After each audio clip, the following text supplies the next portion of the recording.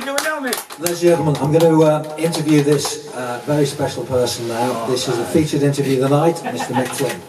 There you go. I'm waiting for you. Right, Mick. We've known each other a long time. Oh, worse than that, we know each other 3 million years. Must be, like the first at least. At least. Yeah, I thought he was my father. Where are you from, Donegal? What can you do? I met him in Camden Town. Everyone meets everyone in Camden Yeah. Town, don't they? Let's be honest. And the stag.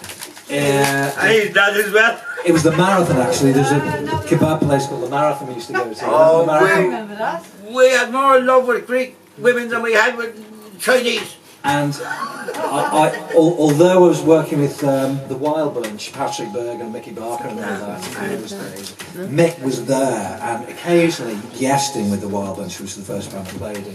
And then we became the Mild Bunch. Yeah. Now where did the Mild Bunch go in the end? San Francisco! Ha! And we stayed in London, the Bad Bunch. Yeah. But they went over to, all lads in the band went over to San Francisco Yeah. and called themselves the Mild Bunch. So we worked with the Wild Bunch, and I got to know Mick Buckby, but once I realised, I mean, it's pretty much a first impression on the night in the Marathon. Mick said, I mistook him for my father. I consider him the godfather of Irish culture and Celtic culture, because this guy, trust me, really knows a lot about the culture. Don't be fooled by the whole joking, jesting, yeah, you can do that, but he really knows his onions. So tonight we're just going to do a little escapade onto a few bits about Mick, because he really is a multi-talented person. You've just had a little snapshot of him tonight, the baron, which he was just playing, the penny whistle, the flute, the guitar, the lyrics, but also poetry. I mean, this guy, he wrote that Rubber Hammer Brigade, and we played that all over the world, haven't we, Mick? Which one is that? The Rubber Hammer Brigade, you've only that's true. You want to hear the Germans shouting? Oh, they love the chorus. Yeah. As soon as we say jawohl, jawohl, jawohl, you're right, you're right, aren't you? Wherever we are, someone, somewhere, wherever we are, can see the funny side of it. Like Hamburg, Everywhere. Hanover, You couldn't believe these people. Osnabrück, Amsterdam, Eindhoven, Singapore. Yeah, They oh, loved no, it we in did that well. Singapore. Well, you see in the chorus at the end of that. Hey, yeah, yeah, yeah, yeah, yeah, yeah, yeah, yeah. Goldfish Breck. We use writings like that. He would do his poems, you know, that with that.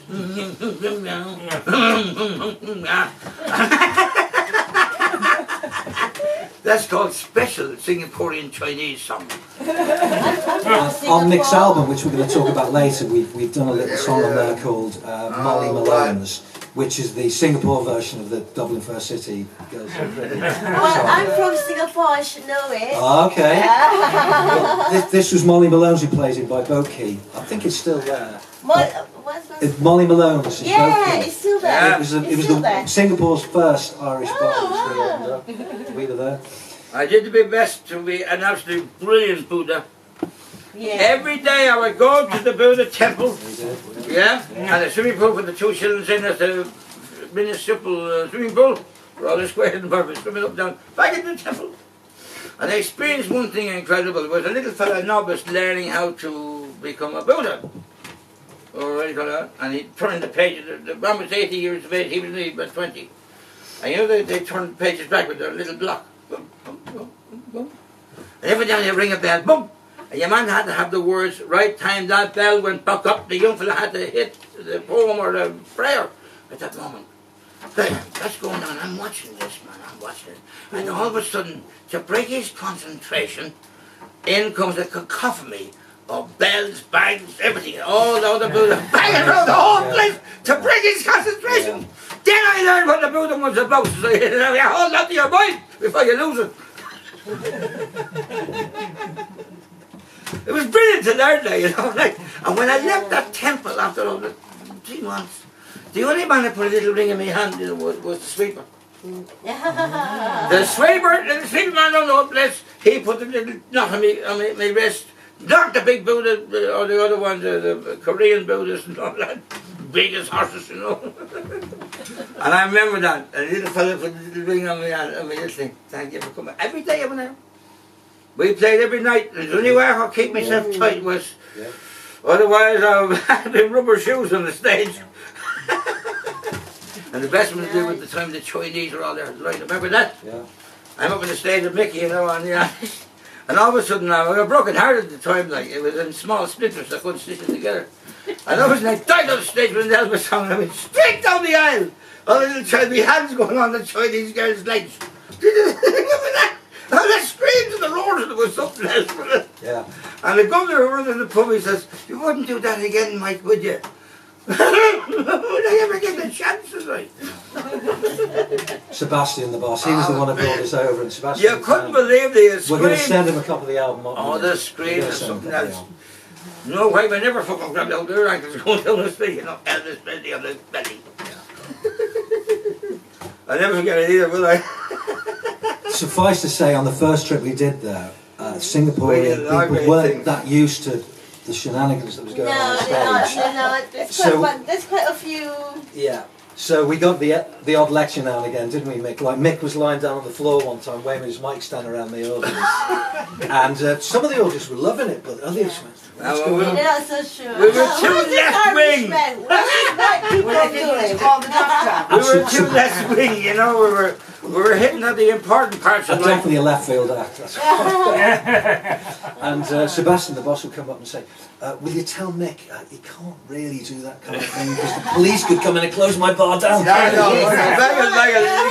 It was called Saving Face. What year was that? But yeah, Saving Face. Then you learn the Chinese dinner. Saving Face. But at the end of our trip, we got invited back. We were there for the anniversary the following year. So, you know. We were loved a bit. Then the Kenny turned up and was made free man of the city. Yeah, What year was that? 1996. The Irish What Prime happened the Minister next day? The economy of Asia collapsed. Right? Absolutely. You had the man in the prison, you know, the rogue trader across the road in the prison in Chang jail. I wrote for him too. Because send your love down the phone, baby. Send your love down the phone. Send your love down the phone. Send your love down the phone. This is such a good song.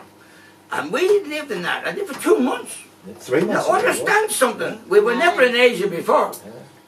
And 2 months in Singapore, when you're out from our world, I mean, I'm telling you, that was a cultural exchange. Really was. Really was. So we'll talk about the album in a minute, but one of the things we wrote was this song, Molly Malone's album. Yeah.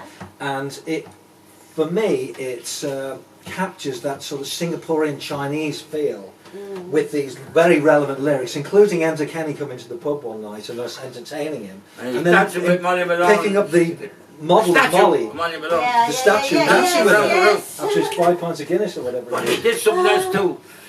He bred it over the Chinese the Chinese fella.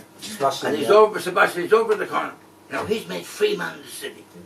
So he had all the nurses, he had all the doctors, he had his entourage all ready to the pub. Big deal. And he's up at the bar with Tan, and he's telling Tan and us two are the best bars in the world. For 2 weeks we're high as it. We could do no we were wrong. in high spirits. For 2 weeks till it wore off. And then we were back to the survival game. So, moving on, because we've got to have to play some music now. As far as your poetry goes, I rate Mick. In my opinion, he's one of the best living Irish poets. Patrick Bergen says that as well. And one of these books he's done several poetry books, is one called The Love of the Land. For me, it's about going back to nature, but the fantastic connection he has with nature. We probably won't have time to do it now, Mick, but if you can remember that, folks, it's called The Love of the Land by Mick Flynn, and it's a real tribute to how beautiful and mysterious and wonderful nature can be. The corncrake gets the lonely ferret. One more question. When did you write your first poem? I wrote my first poem because I was going to West of Ireland way back in the mid-60s. I started scratching. And I was announced them in the 90s when I started writing these little things. Really at the very beginning of my nonsense. And I'm out as far as I'm up, way off out. And I'm hitching back into the town. And the car gave me a lift and they took me back. All my party went in the back. The car went up. I never sent it back in. It was my first lesson in Ireland, you know. And they don't care about that one. They didn't. But then on I progressed on. I progressed slowly but surely. This is called Liscar Bay.